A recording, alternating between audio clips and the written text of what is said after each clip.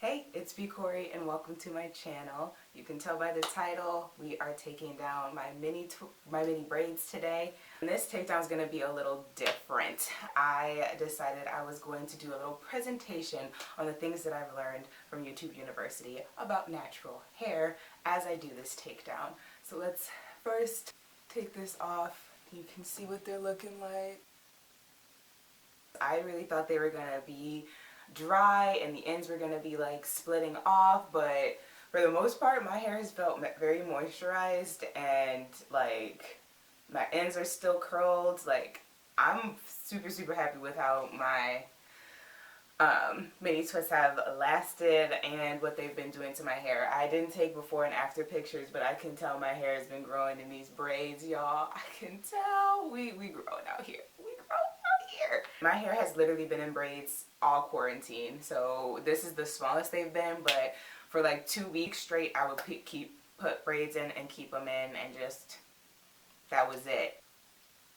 What's crazy is my part started over here. When I braided my hair, my part was over here, and now my hair has been parted and this is on this side. I don't know, but we're gonna put it into 4 sections so I can just keep it a little organized and detangled.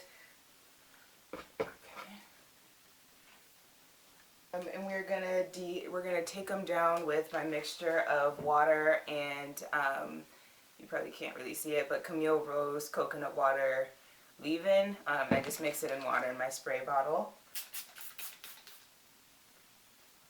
I figured each section of hair could be a different topic. So this first section, I wanted to talk about what I've learned from YouTube about length retention for natural hair. So I guess the first thing, or the thing that came up the most, is leaving your hair alone. Do low manipulation styles. That's literally why I've had my hair in braids all quarantine. They were never this small. This is the smallest I've done them, and they lasted for a month or maybe over a month. But since quarantine started, my hair has been in braids. That's what it is. It's not necessarily about growing your hair, because your hair is growing. It's about maintaining the length as it grows. So doing low manipulation or no manipulation hairstyles was pretty much like the #1 tip. It seemed like every single channel said that, like keep your hands out of your hair. But that didn't mean, or that doesn't mean don't moisturize. Like even when my hair has been in braids, these mini braids for a month, but I was moisturizing throughout the process. I would just, when I took a shower, maybe 2 or 3 times a week, I would just not wear a shower cap. So even though it was protected, I wasn't just like, you don't want to protect dry or brittle hair. You want to keep moisture in your hair while you're protecting it. So I think that was one thing that worked really well for me, was just taking a shower without a shower cap a couple days a week. And if you think it's really important for you to put another oil over or on the ends of your hair, anything like that, test it out. For me, I knew I was going to leave my hair in braids for a while, and I thought putting oil on my hair every single time would be a lot and be like really heavy. So I would just let the water do its job. That was another lesson I learned, that our curly coily hair likes obviously to curl and coil around other strands, so that creates a lot of tangles very easily. And tangles mean breakage, because the strands are snapping against each other and rubbing against each other. So keeping your hair detangled, if you're moisturizing, you're more than likely like raking something through your hair or something like that. So you're detangling as you go. That way, when it's time for you to style your hair and do something next, you're not combing out a bunch of knots that you hadn't addressed when it was wet and easier to comb through without breaking. Another big lesson or big tip that seemed to come up a lot was showing your ends love. And the ends are the oldest part of your hair, so taking care of that, pin your ends up or have your ends tucked in somewhere, is going to help a lot to retain your length, because your ends rubbing against your shoulders or your pillowcase or your clothes or something like that is going to break it off, because they've been hanging in there for so long. So show your ends love, and in that same breath, trim your ends only when you need to trim them. So like I did not find a consistent like you need to trim your ends every 3 months, you need to trim your ends every 6 months. It was people who hadn't trimmed their ends in a year, it was people who trim their ends every month.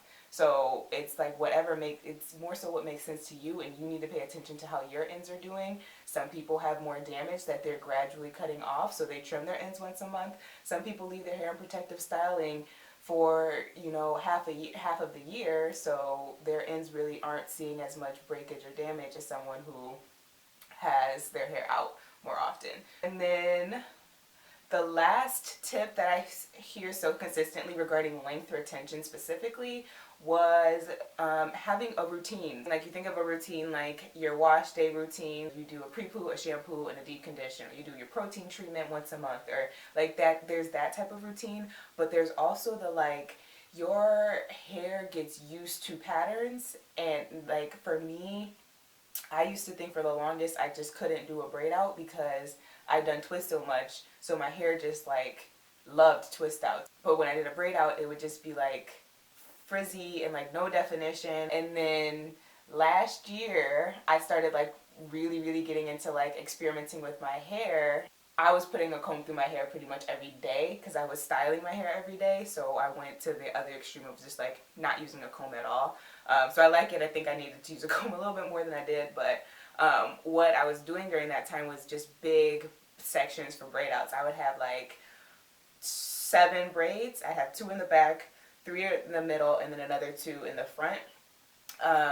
And after a while, my hair would get used to being braided and wound around itself in that pattern, in that way, and I would start to get definition with my braid outs, and I started to really like them, which is why I like switched completely to braids. I haven't been doing twists probably since last year. I do miss them though. I really like Bantu knot outs, and I twist my hair and then wrap it around itself for a Bantu knot out. So I'm not trying to get my hair too stuck in braid outs, but for right now it's been interesting to see how your hair does really like conform to a pattern and like stability and knowing what's coming next. Yeah, give your hair something predictable so that it's not always like bending and twisting in ways that it doesn't expect to bend and twist. Okay, so the next topic is hair porosity and hair typing. And I kind of initially started watching YouTube videos about natural hair specifically. I feel like I would click on videos or look up like type 4 hair, 4C, 4B, and that was great, but I feel like what I'm learning now is that your porosity matters a whole heck of a lot more than the type of hair you have. Hair porosity is your hair's ability to take in moisture.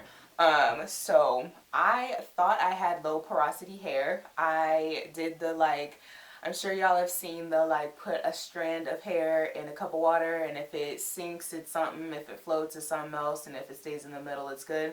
So I did that, and my hair did whatever it needs to do for it to be low porosity, but basically that's not always the most like effective way to tell your hair's porosity, because unless your hair is like clean, like just freshly shampooed, then you have oils on your hair, and your hair might come off as low porosity, come off like it won't accept water that easily. When it will, you just have, you know, product or something on your hair that's like closing in your cuticle. And basically like low porosity means your cuticles are very closed and tight, so your hair doesn't accept water very easily. And then high porosity hair, which is what I actually have, accepts water very easily, but it also loses it very easily because the cuticles are open, so easy come, easy go. And then medium porosity is basically like you don't see it either extreme, your hair is good.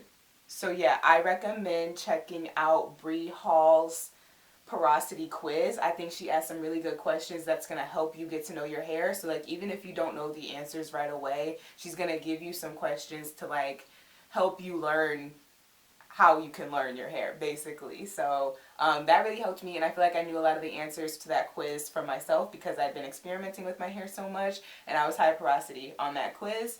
And then I saw another, I can't remember where I saw this, but I saw somebody else say rub, if you get a strand of your hair and you just rub your finger up and down the length of that strand, if you feel a bunch of ridges, that means your hair is high porosity and the cuticles are open. So if you did that strand in the water test years ago and it did whatever it needed to do to be low porosity, I would suggest rechecking, because I thought I was low porosity for the longest, and I'm not. Dang, it's 2 o'clock?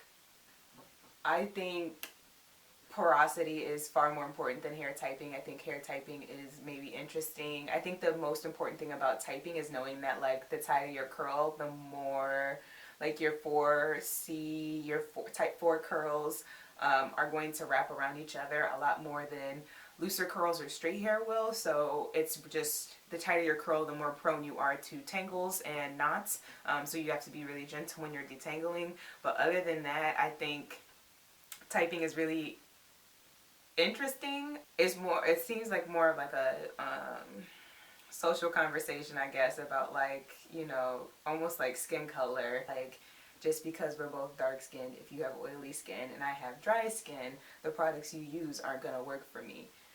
But if you're light skinned and have the same issues with your skin that I do, the products that you use are gonna work for me.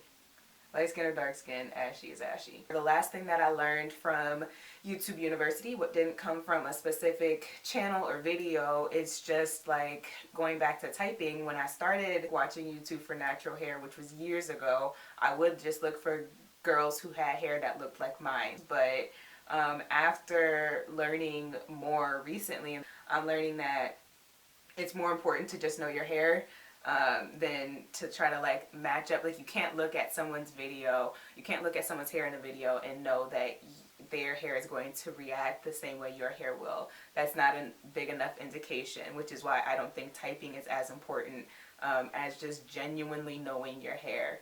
I should look more at YouTubers whose hair reacts well to the same products my hair reacts well to. So even if it's somebody with very loose type 3 hair, if they're using aloe and, you know, thicker butters and creams to style their hair, I'm going to get more gems from their channel than I will someone with tighter curls and coils who's using, you know, coconut oil or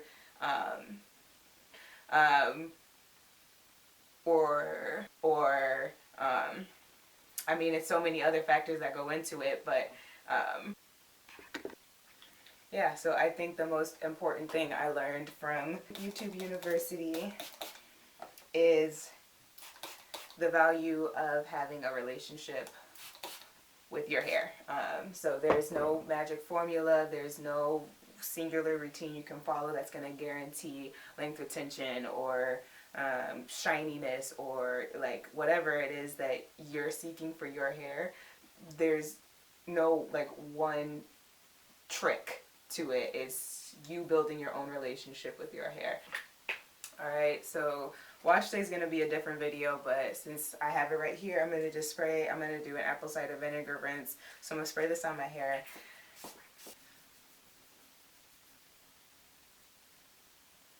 Hey, okay, I'm back. I got really into my wash day, so I just cut the camera off. But I did want to close out the video and say thank you so much for watching.